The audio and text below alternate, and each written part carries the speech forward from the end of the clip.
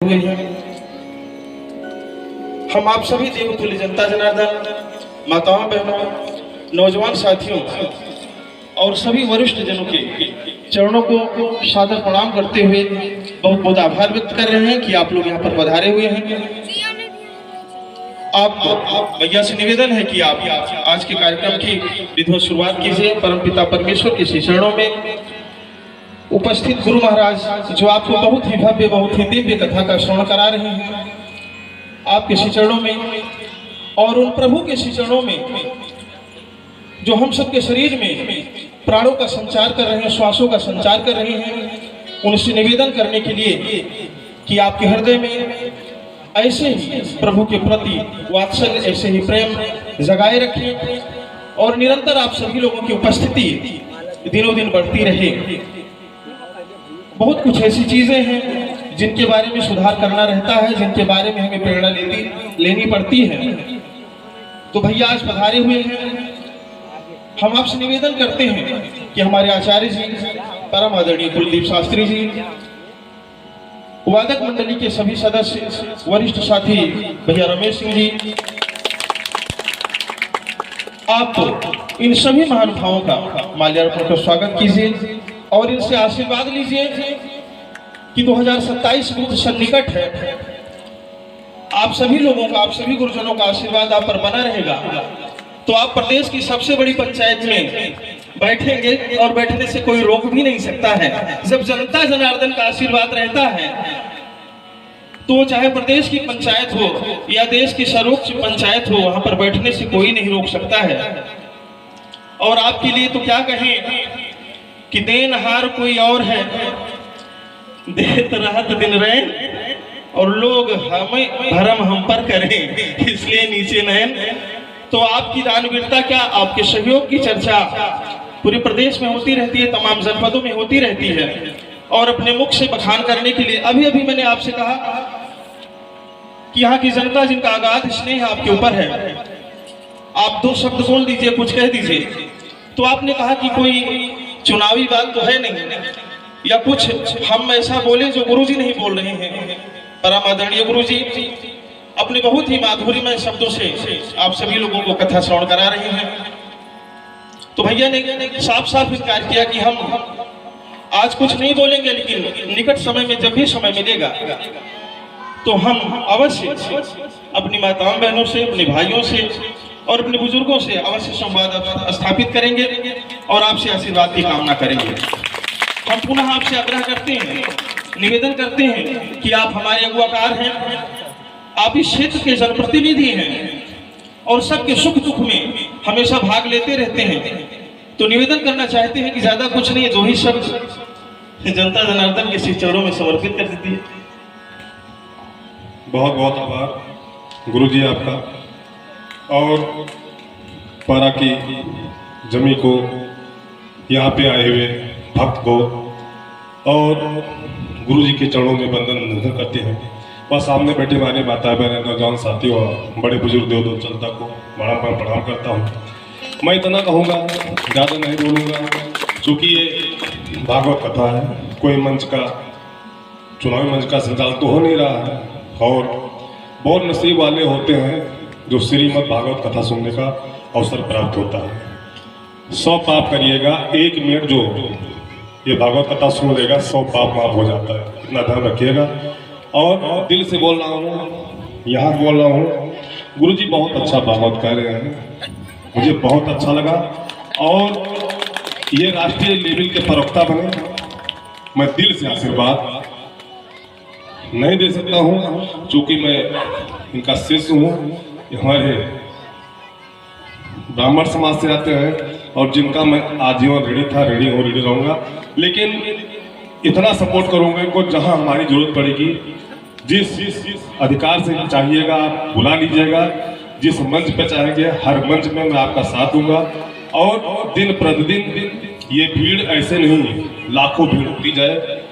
जब मैं पेपर में पढ़ूँ, टीवी पर देखूं, गुरुजी हमारे अच्छे वक्ता हो गए हैं। और ये माताएं बहनें जो बैठी हैं, अपने गुरुजी को, अपने देवतुल गुरुजी जो क्षेत्र से आप लोगों को आते हैं, ये तो किसी मोहताज है परिचय के कि आप लोग नहीं जानते हैं। कि जानते नहीं हैं आप लोग? बोलिए बोलिए, जानते कि नहीं आप लोग? इतना अच्छा वक्ता आपने, हम कई जगह जाते रहते हैं, क्योंकि हर जगह मेरा बुलावा आता रहता है, लेकिन मैं बहुत अच्छा लगा है और मैं दिल से दुआ कर रहा हूँ। माता रानी का दिन चल रहा है, नवरात्र का महीना चल रहा है, ये बहुत आगे जाएंगे। जय माता दी।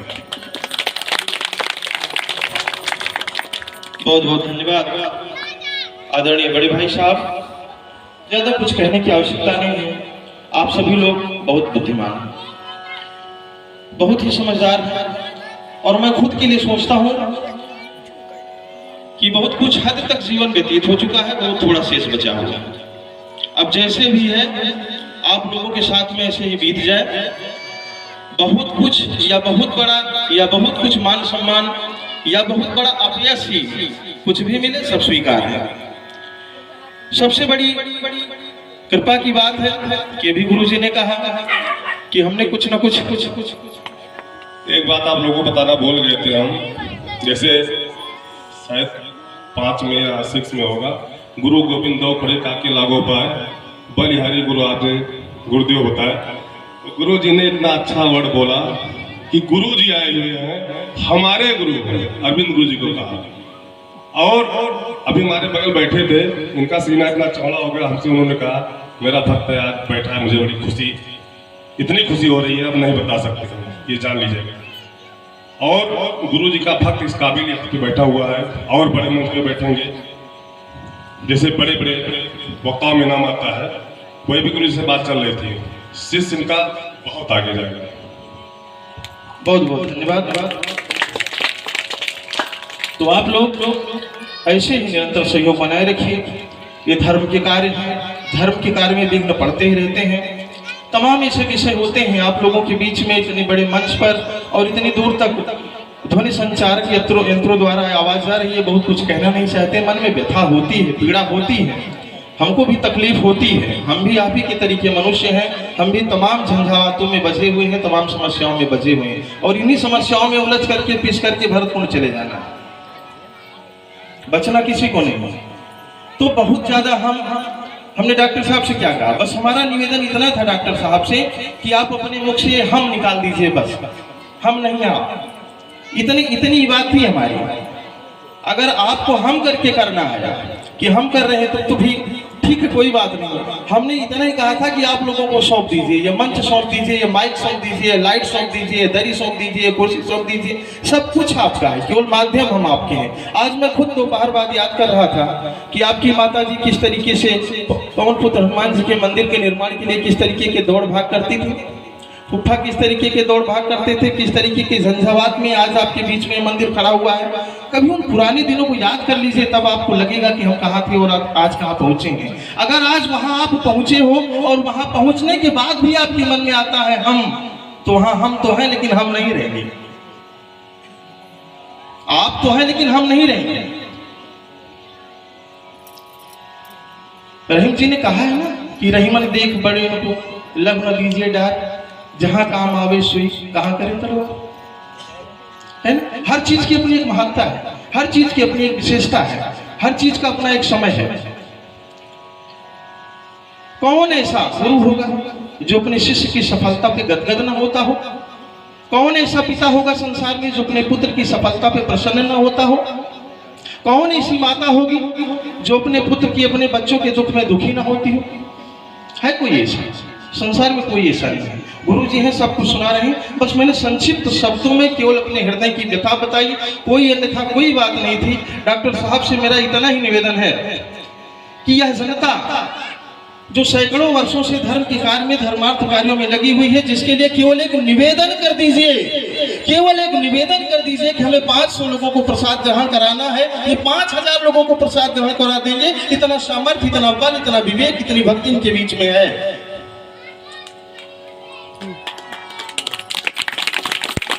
और हम भी देख रहे हैं इसी ग्राम सभा में 40 साल के बीच में 25 साल से तो देख ही रहे हैं हम कि कितना विवेक आपके साथ में है। 24 साल रामलीला का कार्यक्रम, उसके बाद में दुर्गा पूजा का कार्यक्रम, अब अनवरत गणेश पूजा का कार्यक्रम चल रहा है। तमाम धर्म के कार्य यहाँ पे चल रहे हैं। तमाम विविधताओं के बीच में, तमाम मतभेद होने के बाद भी, तमाम समस्याएं होने के बाद भी आप लोग धर्म के कार्य में तन मन धन से डटे हुए हैं। यह कोई कम है, यह बहुत बड़ी उपलब्धि है। और इसी उपलब्धि के साथ इस जीवन से आप लोग मुक्त होइए, इस जीवन मरण के झंझट से आप लोग मुक्त होइए। कथा प्रतिदिन आप लोग सुनते हैं, मोबाइल सभी के घरों में है, टेलीविजन सभी के घरों में है, राम का चरित्र सभी जानते हैं, महाभारत सभी लोग जानते हैं, सभी लोग सत्य को जानते हैं, सभी लोग असत्य को जानते हैं, सभी लोग पाप को जानते हैं, सभी लोग पुण्य को जानते हैं। लेकिन उसके बाद भी हम अधर्म करते हैं, अनीत करते हैं, अत्याचार करते हैं, अतताई कार्य करते हैं, धर्म कार्य करते हैं। तो ऐसी विद्वता पर, ऐसी मूर्खता पर हम लोगों को सोचना चाहिए, हम लोगों को विचार करना चाहिए। आप लोग सोचेंगे, आपके साथ हम भी सोचेंगे।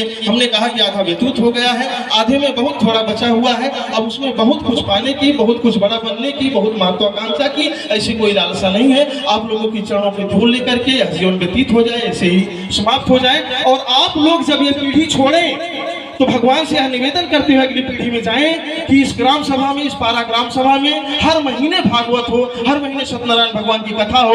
और हमारी तो एक इच्छा थी, हृदय में एक उद्गार थे कि 2-3 शताब्दियों से मैं सुनते आ रहा हूँ कि काली माई का चौरा वैसे है, बिहारी माई का चौरा वैसे है। अरे आप लोगों में इतना विवेक है, इतना बल है, इतना धन है, इतना सामर्थ्य है, इतनी उन्नति है, इतनी सुंदर है, इतने चतुर है, इतने बलवान नीतिवान है कि आप लोग वहाँ पे हर जगह पे छोटा छोटा मंदिर बनवा सकते हैं। यह निवेदन हमारे अंदर में था। आप लोग आने वाले वर्षों में, आने वाले महीनों में, आने वाले सप्ताह में, आने वाले समय में ऐसे कुछ विचार बनाइए बैठ के। श्रीमद् भागवत कथा के पहले मैंने डॉक्टर साहब से यही निवेदन किया था कि एक बार आप लोगों के चरणों में ऐसे दरी पे बैठ जाएं, अपना कार्यक्रम प्रस्तुत कर दें, आप लोगों की उस पर मोहर लग जाए और उसके बाद में आप लोग ऐसे ही बड़े से बड़े कार्यक्रम करें। बस इतना मेरी इच्छा थी, बाकी ऐसी कोई इच्छा नहीं है कि मैं यहाँ कुर्सी पर बैठूं। हाँ, तमाम कुछ ऐसी चीजें हैं, यह दरी भर जानी चाहिए। इस ग्राम सभा में 1,500-2 हजार आदमी इकट्ठे हो जाते हैं। आज अगर लोगों की संख्या कम है तो क्यों है? यहाँ के जितने आयोजक हैं वो लोग सामने दरी पे बैठे, सबसे पहले घर का मुखिया दरी पे बैठे।